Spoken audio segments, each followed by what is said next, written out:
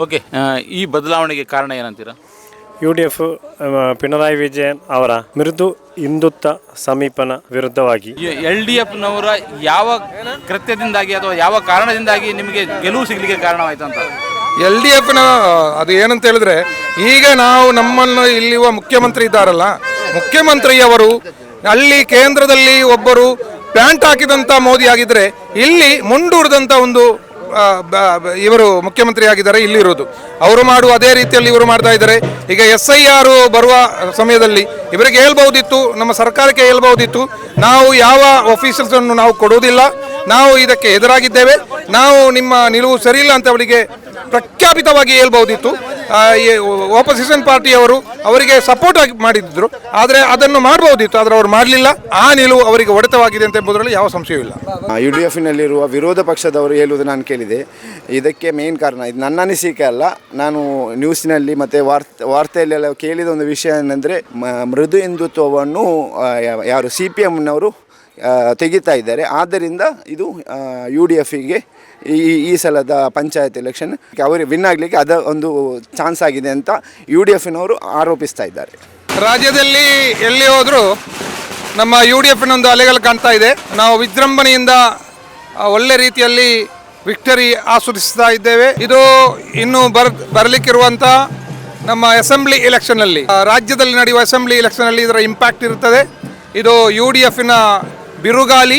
ಈ ಬಿರುಗಾಲಿಯಲ್ಲಿ BJP ಮತ್ತು LDF ಎಲ್ಲ ಬಿದ್ದೋಗಿದೆ. ಅದು ಇಲ್ಲಿ ಮಾತ್ರ ಅಲ್ಲ, ಆ ಟ್ರೆಂಡು ಥ್ರೂಔಟ್ ಕೇರಳದ ಮೂಲೆಯಲ್ಲೂ ಒಂದು ಕಾಂಗ್ರೆಸ್ನ UDFನ ಮುಸ್ಲಿಂ UDF ಎಲ್ಲ ಒಟ್ಟಿಗೆ ಆಗಿರುವ ಒಂದು ತರಂಗವನ್ನು ಕೇರಳದಲ್ಲಿ ಮೂಲೆಯಲ್ಲೂ ಅದು ಸೃಷ್ಟಿಸಿದೆ. ತಿರುವನಂತಪುರದಲ್ಲಿ ಮಾತ್ರ ಒಂದು NDAಗೆ ಸ್ವಲ್ಪ ಮೇಲೆ ಇದೆ ಅಂತ ಅನಿಸ್ತಾ ಇದೆ. ತಿರುವನಂತಪುರದಲ್ಲಿ NDA ಬಂದಿದೆ, ಅಲ್ಲಿ NDAಗೆ ಆಲ್ರೆಡಿ ಒಂದು MLA ಇತ್ತು ಮುಂಚೆ. ಕೇರಳದಲ್ಲಿ 3 ಅಸೆಂಬ್ಲಿ ಚಾನ್ಸಸ್ ಇರೋದು NDAಗೆ, ಒಂದು ತಿರುವನಂತಪುರ, ಮತ್ತೊಂದು ಪಾಲಕ್ಕಾಡ್, ಮತ್ತೊಂದು ಮಂಜೇಶ್ವರ.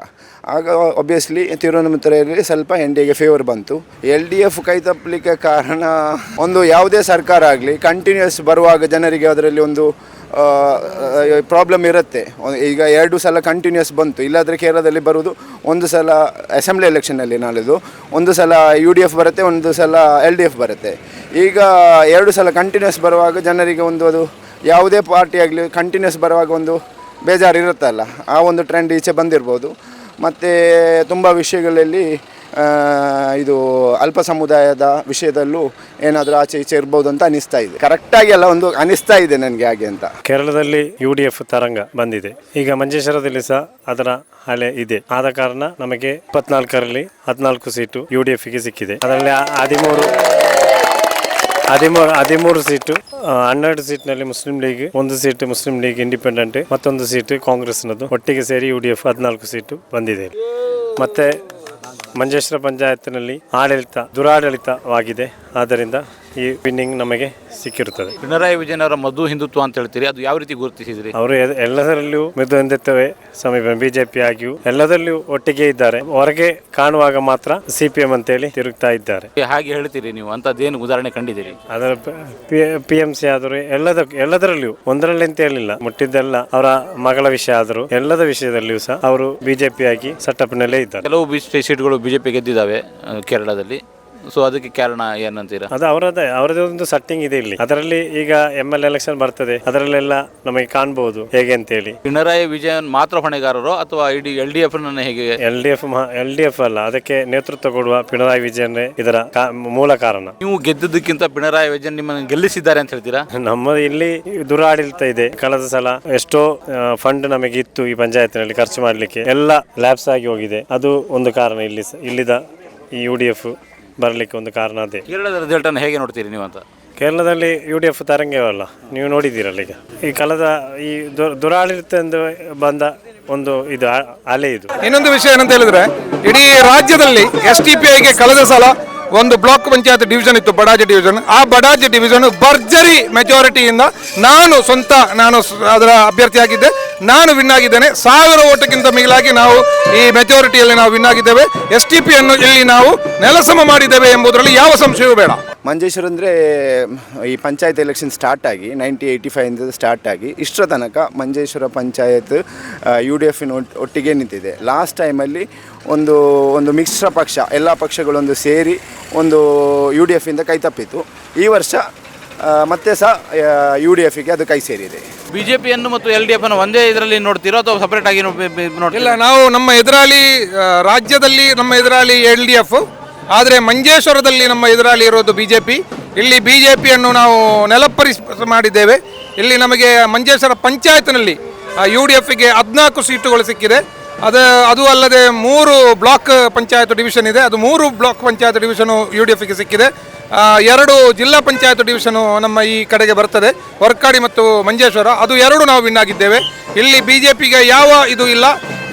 ಒಂದು ರೀತಿಯಲ್ಲಿ ಹೇಳುವುದಾದರೆ BJP ಇನ್ನು ಎದ್ದೇಳುವ ಒಂದು ಇದುವೇ ಕಾಣ್ತಾ ಇಲ್ಲ. ಬಟ್ ರಾಜ್ಯದಲ್ಲಿ BJP ಅಸ್ತಿತ್ವ ಕಾಣ್ತಾ ಇದೆ. ರಾಜ್ಯದಲ್ಲಿ ಕೆಲವು ಕ್ಷೇತ್ರಗಳಲ್ಲಿ BJP ಗೆದ್ದಿದೆ. ಅಂದರೆ ಕೇರಳದಲ್ಲಿ BJP ಅಸ್ತಿತ್ವವೇ ಇಲ್ಲ ಅಂತ ಹೇಳುವಾಗ ಕೂಡ ಕೆಲವು ಕ್ಷೇತ್ರಗಳು BJPಗೆ ಸಿಕ್ಕಿದ್ದಾವೆ ಅನ್ನೋದು. BJPಗೆ ಕೆಲವು ಕಡೆಗಳಲ್ಲಿ ಅವರಿಗೆ ಹೆಚ್ಚು ಇದಿರುವಂಥ ಪಾಲಕ್ಕಾಡ್ ಆ ಏರಿಯಾದಲ್ಲಿ ಎಲ್ಲ BJP ಗೆದ್ದಿರಬಹುದು. ಆದರೆ ನಿಮ್ಮ ಇದು MLA ಎಲೆಕ್ಷನ್ ಬರುವಾಗ ಅದು ಯಾವ ರೀತಿ ಬರಲಿಕ್ಕೂ ಸಾಧ್ಯತೆ ಇಲ್ಲ. ಇನ್ನೊಂದು ವಿಷಯ ಏನಂತ ಹೇಳಿದ್ರೆ, ಕೇರಳದಲ್ಲಿ SIR ಅನ್ನು ಇದು ಮಾಡಿದ್ದಾರೆ. SIR ಮುಖಾಂತರ ಅವರು ಕೃತ್ರಿಮವಾಗಿ ಇದು ಮಾಡಿ BJP ಒಂದು 10-15 ಸೀಟುಗಳು ಗೆಲ್ಲಬೇಕಂತ ಅವರ ಒಂದು ಇದು ಇದೆ. ಅದು ನಡೀಲಿಕ್ಕಿಲ್ಲ. ಇಲ್ಲಿ ಜನರೆಲ್ಲ ಪ್ರಬುದ್ಧರಾಗಿದ್ದಾರೆ. ಒಂದೊಂದು ಬೂತಿನಲ್ಲೂ ನಮ್ಮ UDFನ ಕಾರ್ಯಕರ್ತರಿದ್ದಾರೆ. ಎಲ್ಲರೂ ಸೂಕ್ಷ್ಮವಾಗಿ ನಿರೀಕ್ಷಿಸ್ತಾ ಇದ್ದಾರೆ, ಸೂಕ್ಷ್ಮವಾಗಿ ಪರೀಕ್ಷಿಸ್ತಾ ಇದ್ದಾರೆ. SIR ಮುಖಾಂತರ ಈ ಕೇರಳ ರಾಜ್ಯದಲ್ಲಿ BJPಗೆ ಬರುವಂಥ ಯಾವ ಸಾಧ್ಯತೆಯೂ ಇಲ್ಲ. ಆ ಸಾಧ್ಯತೆಗಳ ಬಾಗಿಲುಗಳನ್ನೆಲ್ಲ ನಾವು ಬಂದ್ ಮಾಡಿದ್ದೇವೆ. ಒಂದು ಮಾತಿತ್ತು, LDFನವರು ಹೇಟ್ ಸ್ಪೀಚಿಗೆ, ಮುಸ್ಲಿಂ ವಿರೋಧಿ ಸ್ಪೀಚ್ಗಳಿಗೆ ಅಥವಾ ಮುಸ್ಲಿಂ ವಿರೋಧಿ ನಿಲುವುಗಳಿಗೆ ಆದ್ಯತೆ ಕೊಟ್ಟಿದ್ರು. ಸೊ ಅದರಿಂದ ಅವರಿಗೆ ಹಿನ್ನಡೆ ಆಯಿತು ಅಂತ ಹೇಳ್ತಾರೆ. ಇದು ಎಷ್ಟರ ಮಟ್ಟಿಗೆ ಸತ್ಯ ಅಂತ ಹೇಳಿ? ಹೌದೌದು, ಅವರು LDF ಮುಸ್ಲಿಂ ವಿರೋಧ ನೀತಿ ಅಂತ ಹೇಳಿ ಅಲ್ಲ, ಪ್ರಜಾಪ್ರಭುತ್ವಕ್ಕೆ ಧಕ್ಕೆ ಆಗುವಂಥ ರೀತಿಯಲ್ಲಿ, ಈ ಸಾಮರಸ್ಯಕ್ಕೆ ಧಕ್ಕೆ ಆಗುವಂಥ ರೀತಿಯಲ್ಲಿ, ಒಂದು ರೀತಿಯ ಕೋಮು ಸಾಮರಸ್ಯಕ್ಕೆ ಹೊಡೆತ ಆಗುವಂಥ ರೀತಿಯಲ್ಲಿ ವರ್ತಿಸ್ತಾ ಇದ್ದಾರೆ LDF. ಅದರಿಂದ ಅವರು ಹಿನ್ನಡೆಯಾಗಿದ್ದಾರೆ ಎಂಬುದರಲ್ಲಿ ಯಾವ ಸಂಶಯವೂ ಇಲ್ಲ. ಇದು ಪ್ರಜಾಪ್ರಭುತ್ವ ರಾಜ್ಯ. ಇಲ್ಲಿ ಕೋಮು ಸೌಹಾರ್ದ ಇದೆ, ಕೋಮು ಸಾಮರಸ್ಯವಿದೆ. ಜನರು ಅದನ್ನೆಲ್ಲ ಅರಿತಿದ್ದಾರೆ, ಜನರಿಗೆ ಅದು ಗೊತ್ತಿದೆ. ಆ ಜನರು ಪ್ರತಿಕ್ರಿಯಿಸುತ್ತಾರೆ. ಅದು ಈಗ ನಡೆದಿದೆ ಎಂಬುದನ್ನು ಯಾವ ಸಂಶಯವೂ ಇಲ್ಲ. ನಿಸ್ಸಂಶಯ ಒಂದು ವಿಷಯ ಹೇಳ್ತೇವೆ, UDF ಯಾವಾಗಲೂ ಸಮಾಧಾನದ ಭಾಗದಲ್ಲಿದ್ದೇವೆ. UDF ಯಾವಾಗಲೂ ಕೋಮು ಸಾಮರಸ್ಯದ ಭಾಗದಲ್ಲಿದ್ದೇವೆ. UDF ಯಾವಾಗಲೂ ಜನಬೆಂಬಲವಾಗಿ, ಜನರಿಗೆ ಬೇಕಾಗಿ, ಜನಕ್ಷೇಮಕ್ಕೋಸ್ಕರ ನಿಲ್ಲುವಂಥ ಒಂದು UDF ಆಗಿದೆ. ಅದರಿಂದ ಜನರು UDF ಅನ್ನು ಆರಿಸಿದ್ದಾರೆ.